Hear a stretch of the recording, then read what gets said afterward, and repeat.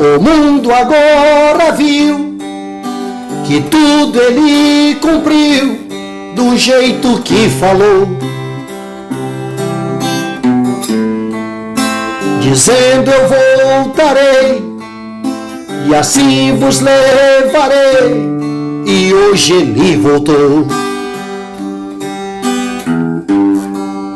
Bastava somente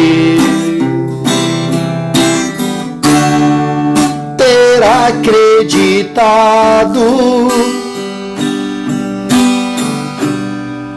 em tudo aquilo que foi pregado. A terra inteira chorando estará, mas hoje ainda é tempo pra você mudar o seu modo de pensar. Mas hoje ainda é tempo, tempo sim, pra você mudar sua maneira de achar. Mas hoje ainda é tempo sim, pra você mudar o seu modo de pensar. Mas hoje ainda é tempo, hoje é tempo sim, pra você mudar.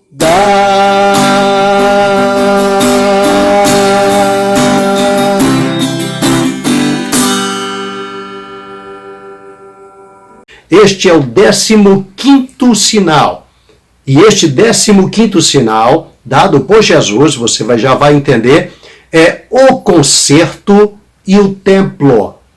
O que é isso, pastor? O concerto e o templo, ele deu ambos juntos. Esse concerto, ele está tipificado em Daniel de várias maneiras e profetizado ali também.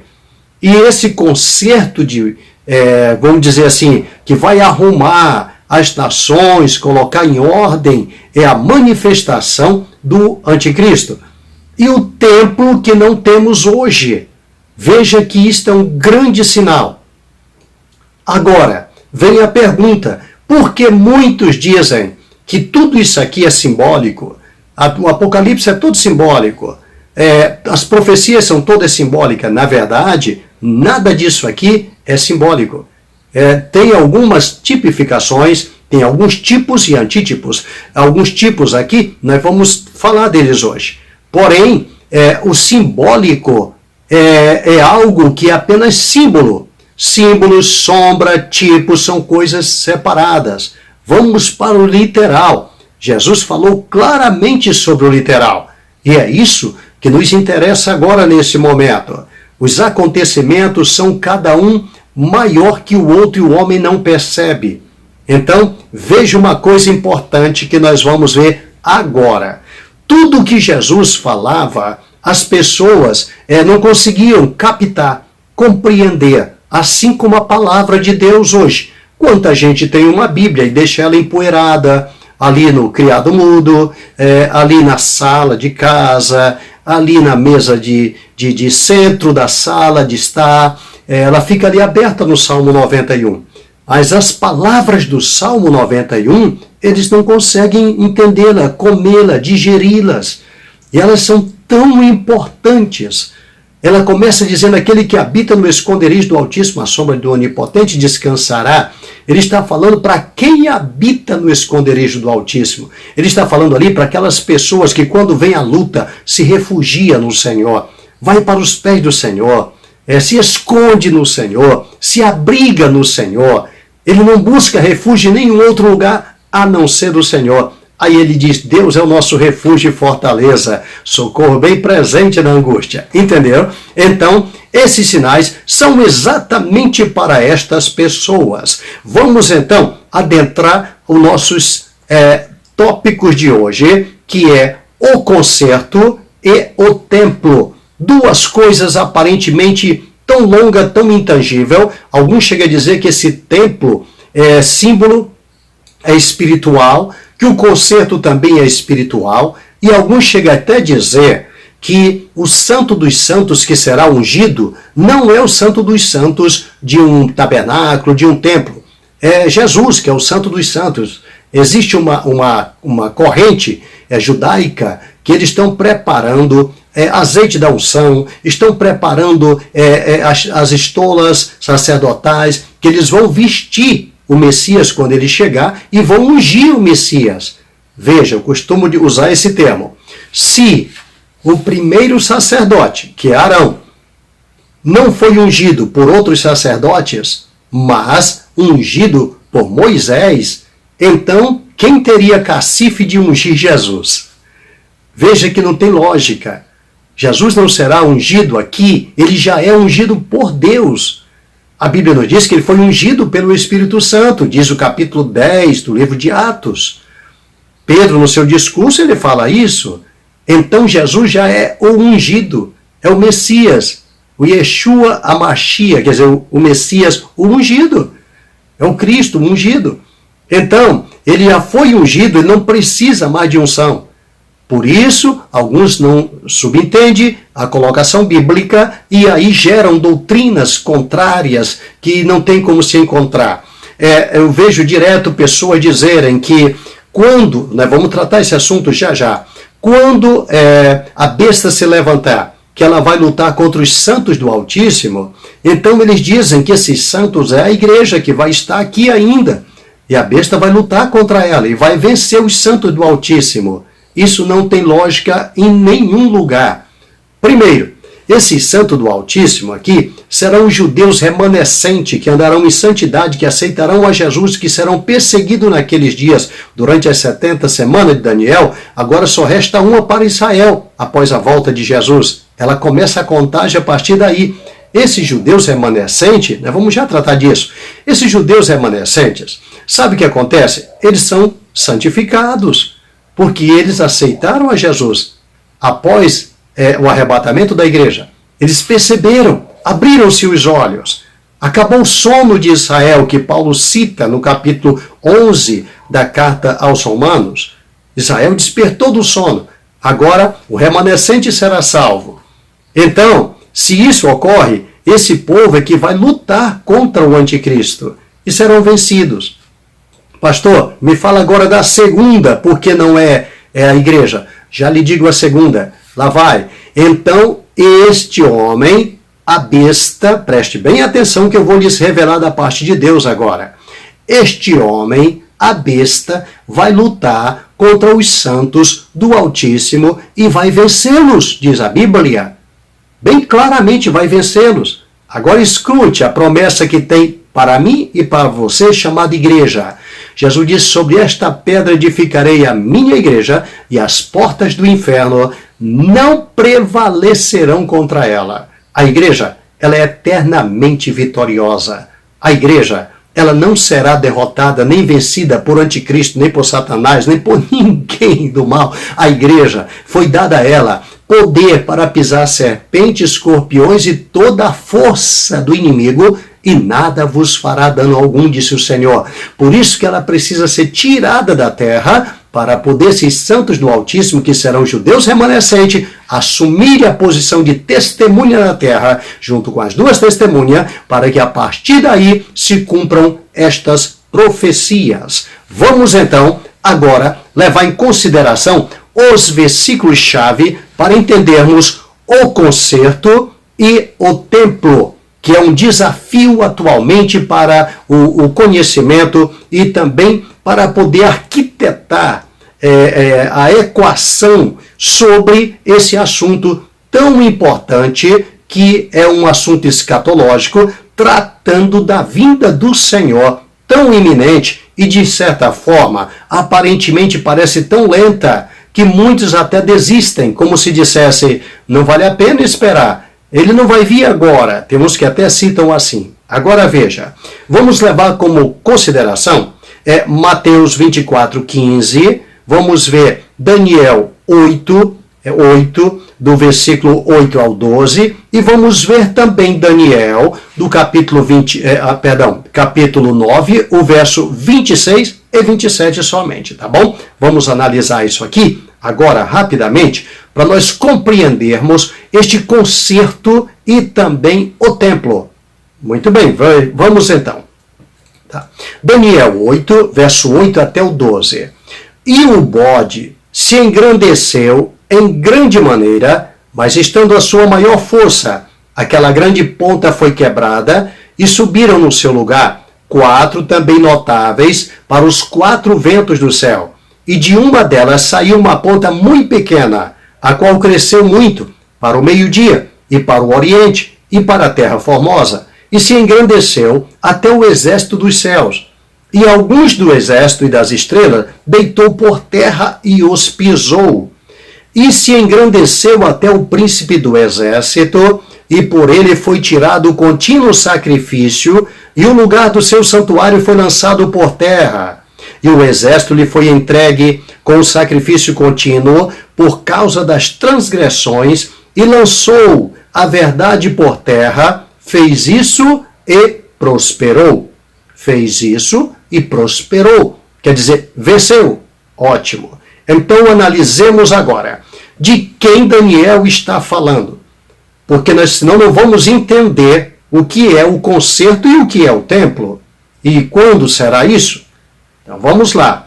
Ele está falando aqui, essa narrativa dele, sobre Antíoco Epifânio. Vou ser rápido para poder narrar o restante. Ele está falando sobre este homem. Este homem, quando Alexandre o Grande morre, ele deixa 4 generais. E estes, o seu reino, como já havia sido profetizado, foi dividido entre os 4. Desses 4, sobrou apenas, quer dizer, com maior força, os que reinaram com maior poder, com maior autoridade, os mais proeminentes, os mais rigorosos, ricos, etc. Foram 2, viu? A Síria e o Egito. Esses 2 cresceram muito. E quando cresceram muito, eles passaram a dominar todo aquele tempo e aquela região. E durante esse tempo, levantou-se Antíoco Epifânio pelo lado proeminente, mais forte, digamos assim, que era a Síria naquele tempo, ali em Antioquia. Muito bem. Agora, o Egito também estava muito fortalecido, muito forte. Parece brincadeira falar isso, mas tanto a Síria como o Egito, depois de Israel, essas 2 nações, no milênio, serão as maiores nações da terra. Parece brincadeira, a Síria está lá só um bagaço, não vale nada, só escombros sobrou ali, para se cumprir as profecias. Lá na frente vai haver uma mudança tremenda que Deus vai fazer. Muito bem, vamos em frente. Então esses 2 reinos cresceram muito, que é chamado Reino do Norte e Reino do Sul.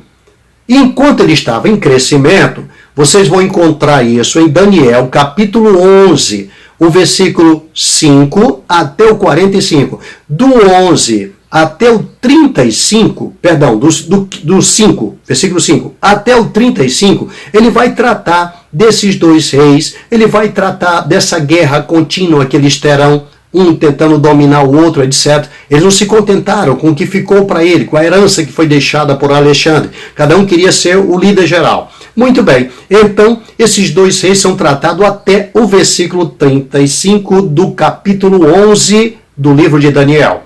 A partir daí, do versículo 36 a seguir, ele começa a tratar agora do anticristo.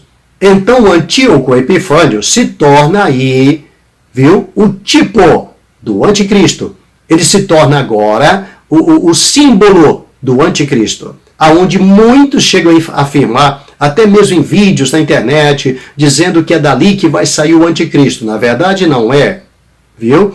O anticristo não virá da Síria, nem virá também dali do Egito, como muitos até afirmam. Alguns chegam a dizer que é da Síria, ele é sírio, etc, etc, etc. Bom, nada tem a ver. Muito bem. Então, o que acontece? Esse homem, agora, ele entra contra o Egito, estou falando de Antíoco Epifânio, viu? Seu reinado durou de 175 antes de Cristo a 164. Ele reinou 11 anos. Nesses 11 anos, ele era muito arrogante, foi um dos piores que já tiveram ali na Síria, viu? Ele tomou um reino que nem era direito dele, era para o seu sobrinho, ele já entrou na frente, já foi tomando o que não era dele. Agora ele começa a reinar. Então ele atinge o Egito para pegar as riquezas do Egito. Pegou realmente, venceu. E quando ele volta com tanto ódio dos judeus, que ele odiava o povo judeu, ele entra também na Judéia do povo judeu e começa a fazer também o seu arraso naquele lugar. E o povo não gostou muito da ideia. Da onde vem agora a história dos Macabeus, que nós não vamos entrar no detalhe para não nos demorarmos muito, tá bom? Muito bem. Então, agora eles vencem os judeus, profana o templo, por isso que muitos não entendem, eu precisava chegar aqui para você entender.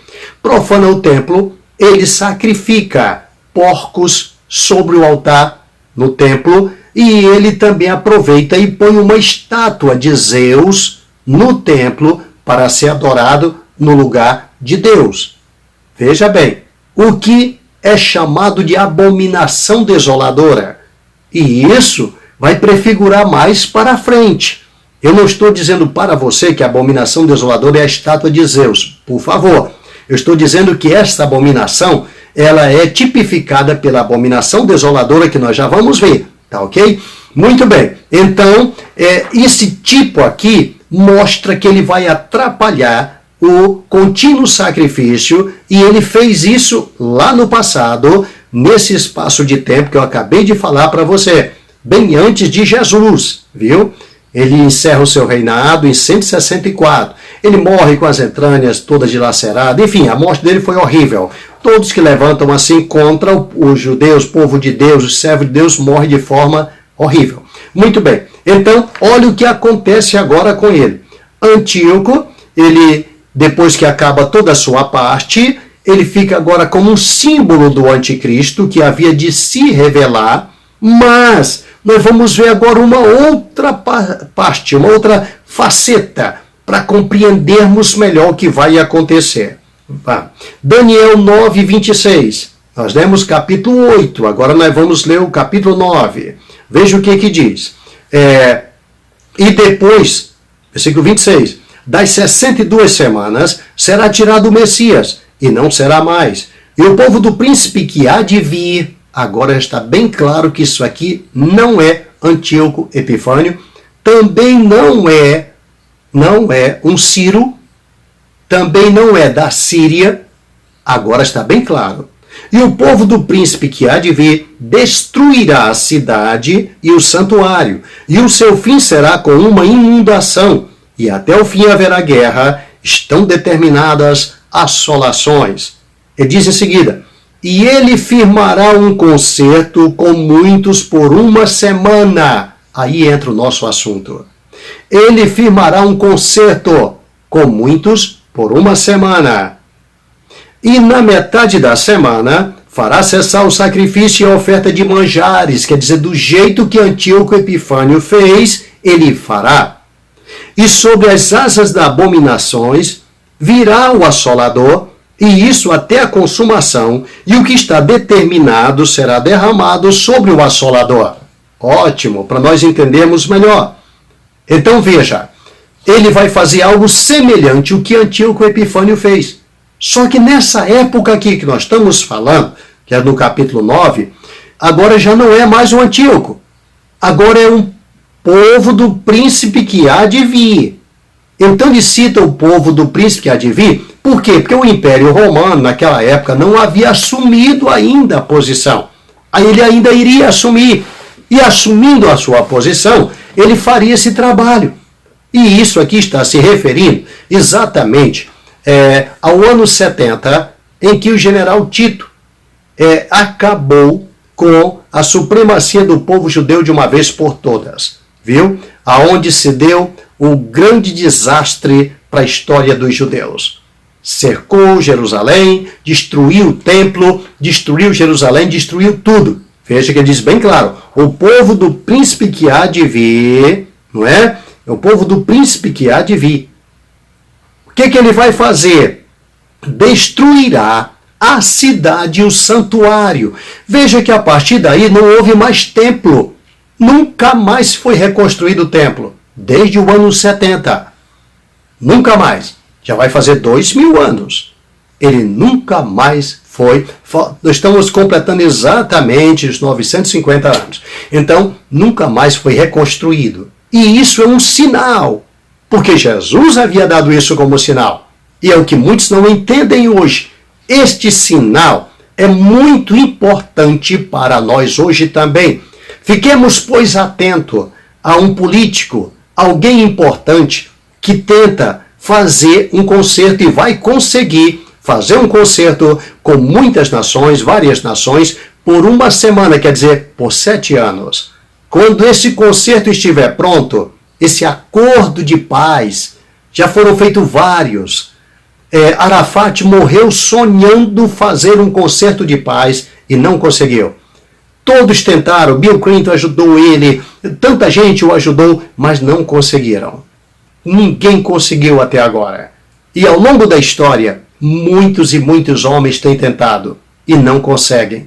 Porque este acordo de paz é o ponto-chave, é o símbolo principal da chegada do anticristo para reinar, para assumir seu reino de 7 anos sobre a terra, sobre o mundo. Esse concerto de paz é o que se está esperando agora. Veja bem claro, o povo do príncipe há de vir. Então o povo é o povo romano. E o príncipe que há de vir, quer dizer, o anticristo, vem exatamente desse povo romano. Então ele diz bem claro que o povo do príncipe destruirá a cidade. A cidade vai ser destruída em quando? Exatamente no ano 70. Já fez 950 anos. Agora o príncipe virá. Primeiro veio o povo. Agora virá o príncipe daquele povo. Assumirá o reino. Fará uma aliança com muitos reinos. Assinará um concerto de paz. Que será algo memorável no mundo inteiro. Porque os judeus não podem fazer concerto com as nações. Deus disse isso a eles. Deu como mandamento, desde que Israel saiu do Egito, foi prometido entrar na terra prometida, e lá em Canaã, eles não poderiam fazer nenhuma aliança com aquele povo de forma alguma. Então agora vai surgir essa tal aliança exatamente no fim dos tempos, no fim dos dias. Então são os sinais do fim do mundo. Quando surgir esse concerto, ele pode acontecer a qualquer momento. Ele pode acontecer hoje à noite. Ele pode estar acontecendo agora. Pastor, mas ninguém está sabendo? Claro que não.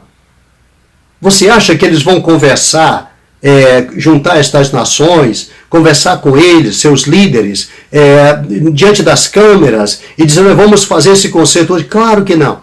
Eles vão telefonar um para o outro. Eles vão marcar esse concerto, eles vão negociar isso, eles vão tomar um cafezinho conversando sobre o assunto, com um acordo de paz na mão, cada um vai assinar. Aí ele vai só preparar o dia simbólico para que todas as nações vejam. Mas eles já fizeram antes. Então, esse concerto aí determina o momento em que a igreja já não estará mais ativa na terra. Ela vai ser arrebatada. Esse concerto, ele pode surgir logo após o arrebatamento, assim como pode surgir agora, como eu acabei de te falar. Pode surgir agora e o arrebatamento acontecer amanhã, depois de amanhã, semana que vem, daqui 15 dias, porque a partir daí ele vai se preparar para reinar e a igreja não poderá estar na terra. Porque a presença da igreja na terra não deixará que o anticristo se manifeste. Paulo, escrevendo aos Tessalonicenses, diz: só há um que o resiste, até que do meio seja tirado. Então a igreja precisa ser tirada, e quando ela for tirada, o Espírito Santo se retirará com ela, porque a igreja é quem traz a presença do Espírito Santo. O Espírito Santo é quem dirige a igreja. Então, a partir daí, ele desaparecerá da terra, juntamente com a noiva, levando para o noivo, e aí o mundo ficará à mercê do anticristo. Pastor, o que o senhor está querendo dizer? Estou querendo dizer para você que a partir do momento do concerto, tudo vai começar a mudar. É bom ficar atento. Só que esse concerto é visível ou invisível, como eu acabei de falar para você. Pode ser que esteja acontecendo agora. Pode ser que aconteceu há 3 dias. Só estão preparando o local, o lugar e o momento para televisionar, para deixar diante das câmeras, para mostrar para o mundo inteiro, mas deve estar acontecendo e talvez ninguém esteja sabendo. O homem do pecado, ele precisa se manifestar. Ele precisa chegar para poder a igreja sair, para poder esse concerto aparecer. Só ele pode fazer este concerto. Só ele pode trabalhar em cima deste concerto. Ele vai convencer estas nações. Ele vai convencer os judeus. Nem Benjamin Netanyahu, que já fez vários concertos, ainda não foi convencido a fazer um concerto desse atualmente. Porque este concerto, a hora que ele for feito, isso vai incluir também a construção ou reconstrução do templo, que atualmente não existe. Então é por isso que Jesus fala do assunto. Veja que ele diz, não ficará pedra sobre pedra que não seja derribado. Ele estava falando de quê? Da destruição do templo. Daniel fala aqui, a destruição do templo e do santuário, da cidade. Mas parece que agora descumpriu as profecias. Não, agora é que está se cumprindo. É agora que vai começar. Agora veja que quando Paulo escreve isso, que o anticristo se assentaria no templo de Deus, querendo parecer Deus, a cidade já estava para ser destruída. Então, quando ela foi destruída, que o templo também foi, quantos devem ter pego a carta dos Tessalonicenses e ter dito, que pena que o Paulo errou, o Paulo falhou. Ele disse que o anticristo ia se sentar no templo, não tem mais templo, foi destruído tudo. Por isso que nós precisamos ficar atentos, porque os acontecimentos visíveis atrapalham os acontecimentos invisíveis. Paulo disse que as coisas visíveis são contrapostas às invisíveis, porque as invisíveis são reais. Então, o cuidado do cristão deve estar repousando aí. Devemos ter muito cuidado ao analisarmos essas pequenas coisas, porque aí, quando tudo parece controverso, é onde Deus está trabalhando. Pastor, pelo que o senhor está dizendo, então, esse concerto surgirá hoje e após o concerto vai reconstruir o templo. Sim, vai reconstruir o templo. Pastor, então vai levar muito tempo, porque aquele lá de Salomão levou 7 anos, então isso aqui vai levar muito tempo. Não, engano seu. Já tem tudo pronto para a construção do templo. Os judeus sonham com isso há muitos anos. Já tem menorá pronto, já tem as peças de ouro, tudo está pronto, as estolas de sacerdote, tudo está pronto. Não vai demorar fabricando materiais. Outra coisa, eles estão preparando também todos os altares, tudo prontinho, só aguardando. Pastor, mas a construção hoje, com os meios que nós temos de construções, um templo desse se constrói com toda essa magnitude que o povo tem hoje de trabalhar e a pompa que eles querem dar a esse templo, eu digo para você que talvez menos de um mês esse templo esteja pronto. E esse menos de um mês é exatamente o tempo que eles vão estar trabalhando em documentações, trabalhando nos reajustes do conserto que foi feito, porque eles têm maquinário. No Japão hoje abre-se uma vala, como mostrado na televisão para todos verem, no centro de uma cidade. Dentro de 1 hora ou 2 horas já está tudo pronto, a vala é consertada, prédios são consertados. Hoje, os métodos, tudo pré-moldado, é muito rápido para a construção de um templo. Ele pode ficar prontinho em pouquíssimos dias. E aí é onde começa o grande trabalho. Até porque não há mais esperança, não há mais históricos para que esse templo leve 3, 5 anos. Porque após o assinado do concerto, o templo só vai durar também mais 7 anos. Então esse templo é um templo rápido. É um templo que vai se acabar também rápido. É um templo que não é o que muita gente pensa hoje, até tentam fazer igual, tanta gente fazendo réplica do templo, fazendo réplica das peças sagradas do templo, outros adorando isso, enfim, isso aqui nada tem a ver com a obra de Deus, até porque esse templo que vai ser construído é segundo a vontade do anticristo, e quem vai se assentar lá na frente é ele. Após 3 anos e meio, ele vai romper o seu contrato e vai se assentar no templo, que ele disse, fui eu que mandei vocês construírem. Esse é meu. Vocês foram enganados. E é quando entra Isaías dizendo, fizemos concerto com a morte. Os judeus vão olhar um para o outro e falar, nós fizemos concerto com a morte. Está escrito assim no livro do profeta Isaías. Fizemos concerto com a morte. Nós não pensamos antes. Nós entramos num aperto que nós não deveríamos. Conseguimos fazer algo que não deveríamos ter feito. Só que agora é tarde demais. O concerto já está pronto, o templo já está sendo construído, já está tudo em ordem, o anticristo já sentou-se, já fez o que ele queria. O que ele vai fazer? Eu não vou ter tempo para eu detalhar tudo, tá? Ele vai fazer tudo que o Antíoco fez. Por isso, Deus, Daniel, Jesus, explica tudo bonitinho para que a gente entenda. O que ele vai fazer? Assim como Antíoco saiu, atingiu o Egito, atingiu depois Israel, assim também ele vai fazer. Ele vai sair porque o rei do sul, você vai ler isso em Daniel, viu? No capítulo 11, e o rei do norte estarão naqueles dias fortalecidos. Entendeu? E aí, o que eles vão fazer? Eles vão fazer guerra contra o anticristo. E nessa batalha, eles vão tentar livrar Israel, que já está sendo dominado. E é nesse momento que eles vão descer para a batalha do Armagedon.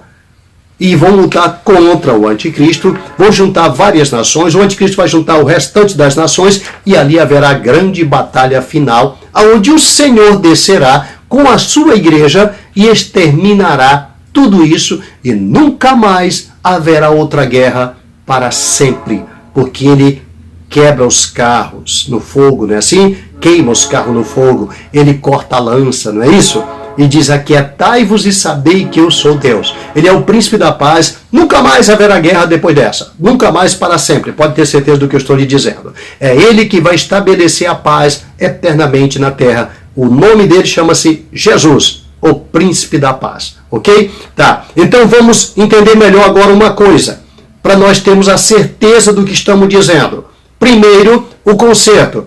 O segundo, o templo. E ambos são necessários para estes acontecimentos. Como é que nós vamos agora concatenar tudo isso? Baseado em quê? Uma chave.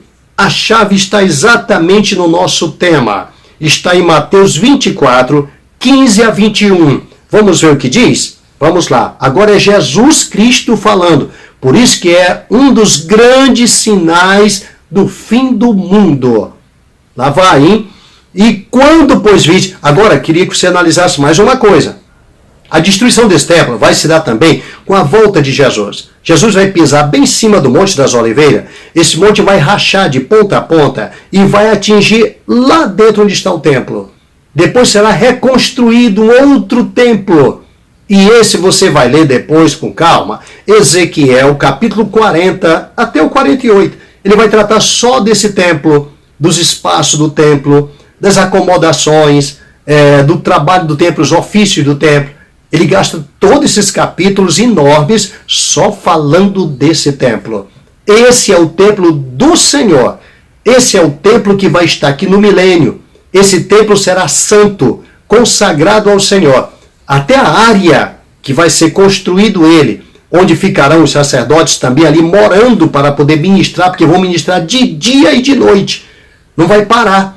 Então, esse templo aí, até o local em volta, onde vão ficar os sacerdotes, os levitas, etc., ele vai ser chamado de uma oblação ao Senhor. Deixa eu ver se eu troco em miúdos para você entender melhor. Esse uma oblação ao Senhor significa que aquela parte, eles vão oferecer aquela parte de terra como se fosse um sacrifício. como se fosse algo de cheiro agradável a Deus. Eles estão doando aquela parte de terra para Deus. E quando se doa, ele é consagrado a Deus. E quando é consagrado, é santo. Então, onde pisar ali, será santo. Porque ali o Senhor ministrará. Ali o Senhor Jesus Cristo estará junto também. Ali a igreja de Jesus estará ministrando junto com ele também naquele lugar. Muito bem. Vamos compreender melhor agora. Vamos lá. Mateus 24:15. O que disse Jesus? Quando, pois, virdes que a abominação da desolação, de que falou o profeta Daniel, está no lugar santo, quem lê entenda. Então os que estiverem na Judéia, que fujam para os montes. E quem estiver sobre os telhados, não desça tirar alguma coisa de sua casa. E quem estiver no campo, não volte atrás a buscar suas vestes. Mas ai das grávidas e das que amamentarem.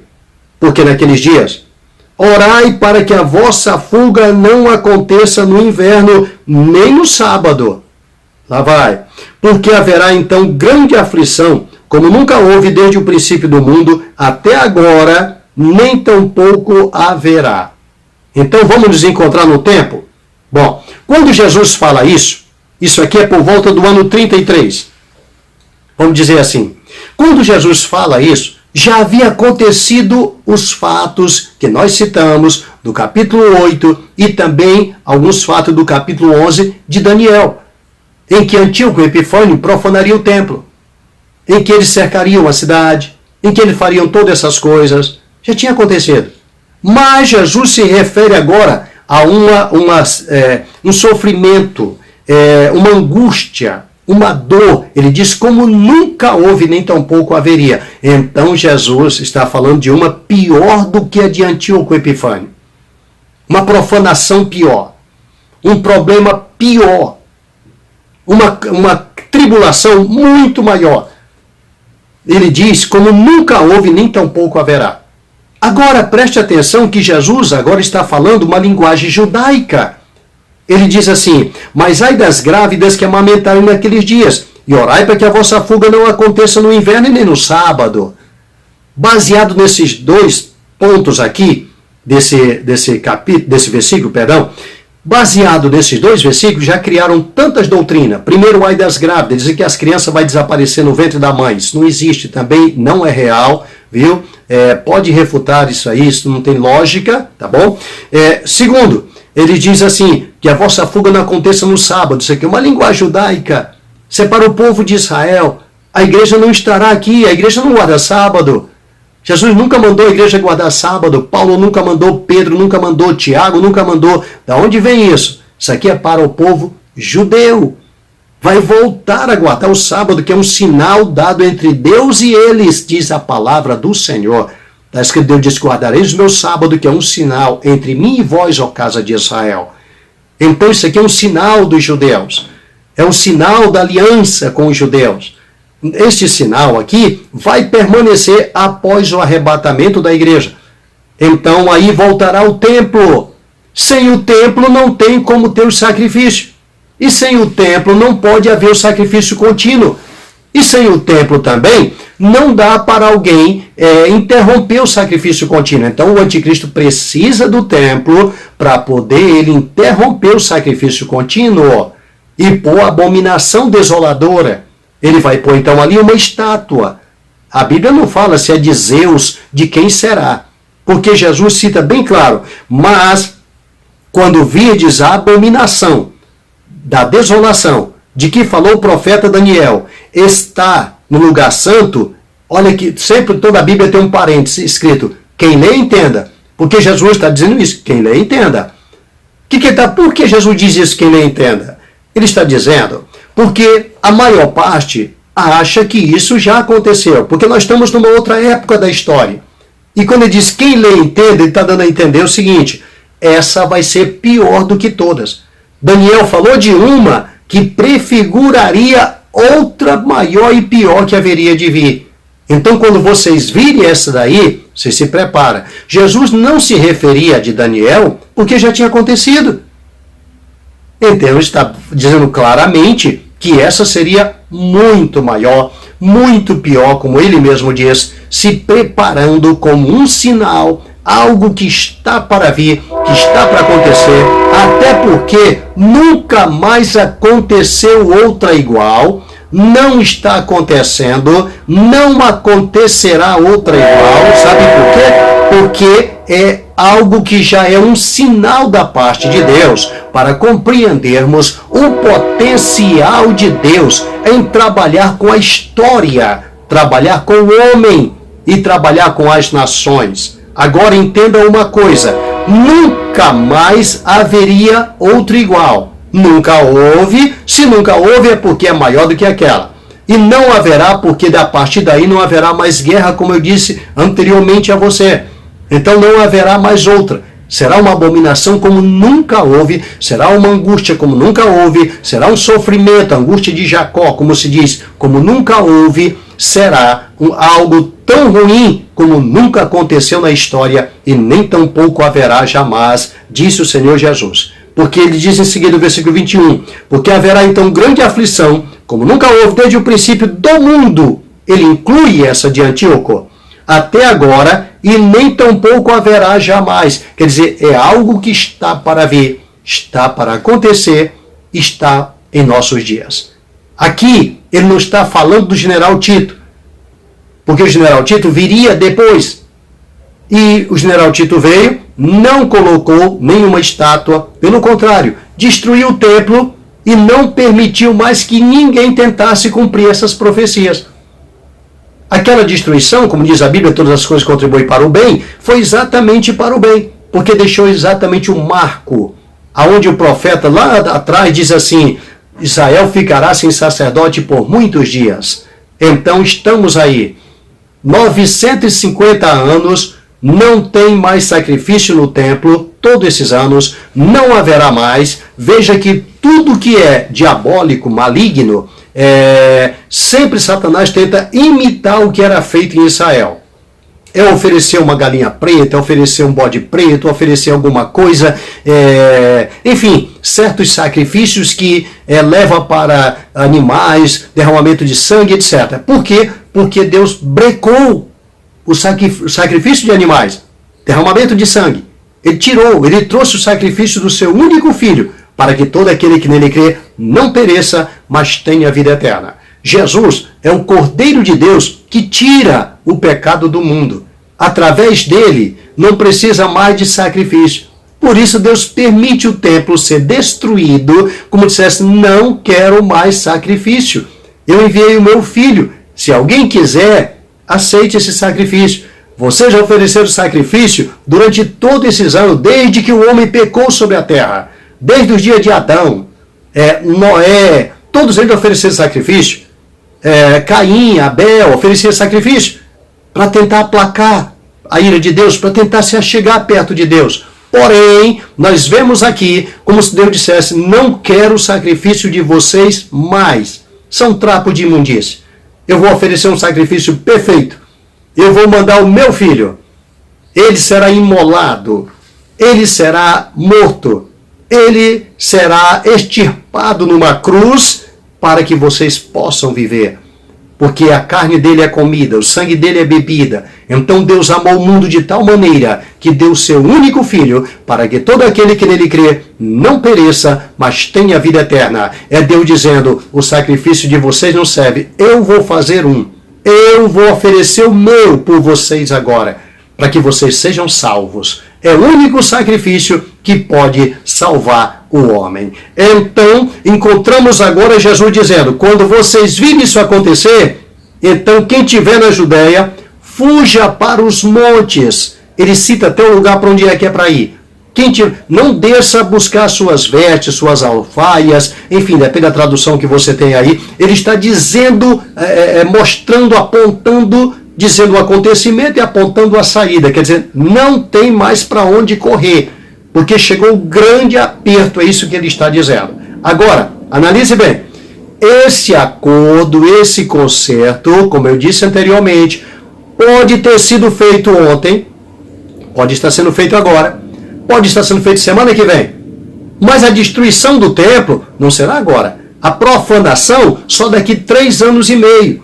Por isso que quando você lê Daniel, capítulo 12, aí você tem dificuldade de entender, porque ele está citando ali desde a morte de Jesus, arrebatamento da igreja, até a volta de Jesus, viu?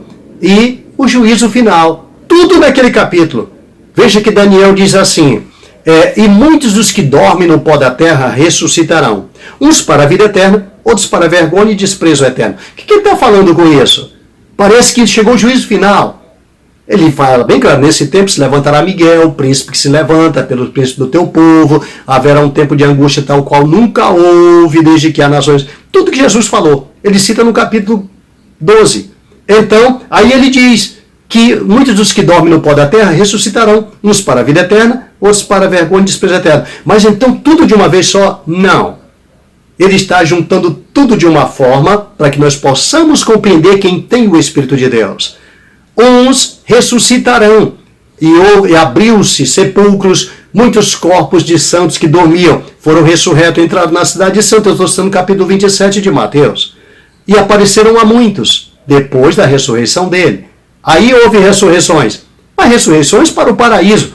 Não é a ressurreição com o corpo glorificado. Ninguém, só Jesus até agora. Mas no arrebatamento, a ressurreição será para corpos glorificados. Uns para a vida eterna, corpo glorificado.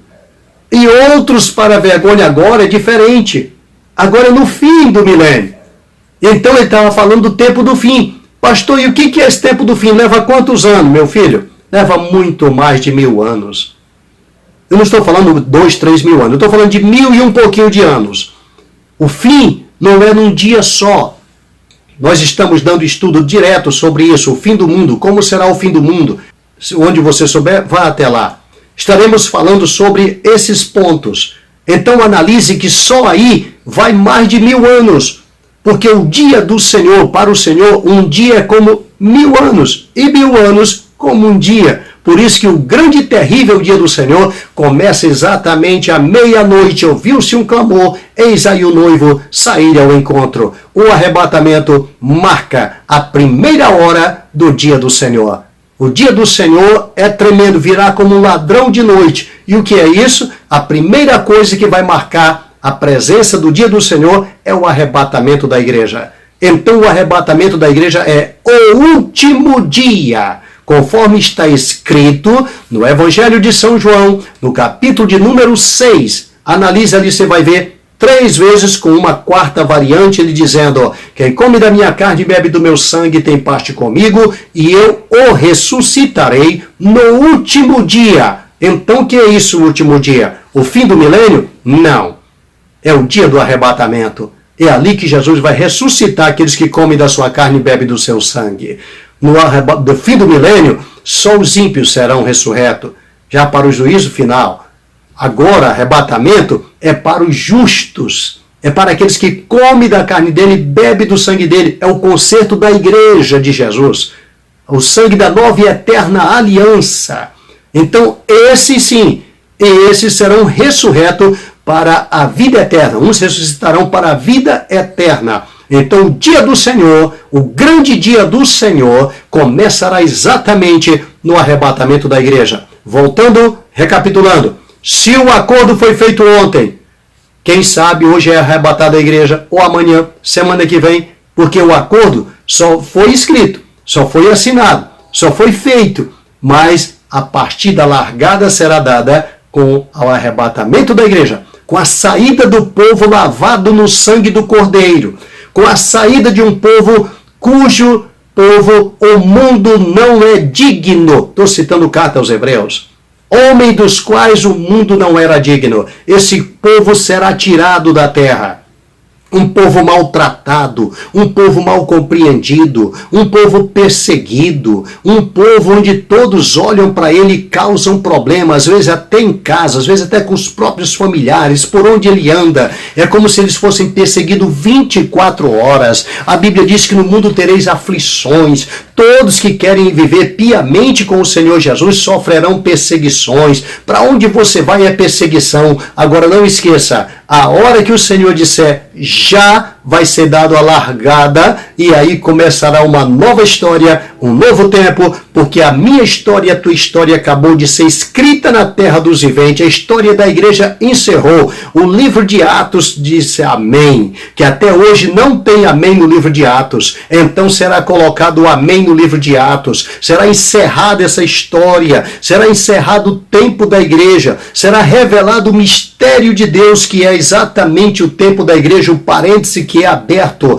durante as 70 semanas de Daniel, é contado até quando fecha o parêntese, agora é dada a largada para Israel, a igreja encerrou seu trabalho, ela sobe para receber o seu galardão. Por isso, você que está me ouvindo agora, trabalhe para o Senhor, o vosso trabalho não é vão no Senhor, diz a palavra do Senhor. Esforce-se de dia e de noite. Você não sabe a que momento virá o Senhor, você não sabe a que momento estão assinando o decreto, a que hora estão fazendo o conserto, você não sabe o que está sendo feito. O Senhor está trabalhando invisivelmente, controlando tudo como se fosse uma embreagem do carro, é assim que os teólogos costumam explicar, até que seja dada a largada, até que a igreja pise no pedal e ela sobe para a eternidade. Lá nós vamos receber o nosso galardão pelo nosso trabalho, como diz a palavra do Senhor. Crente em Cristo Jesus, é tempo de trabalhar. A noite vem quando ninguém mais pode trabalhar, diz a palavra do Senhor. Foi Jesus mesmo quem disse: Deus te abençoe em nome de Jesus. Jesus, quando você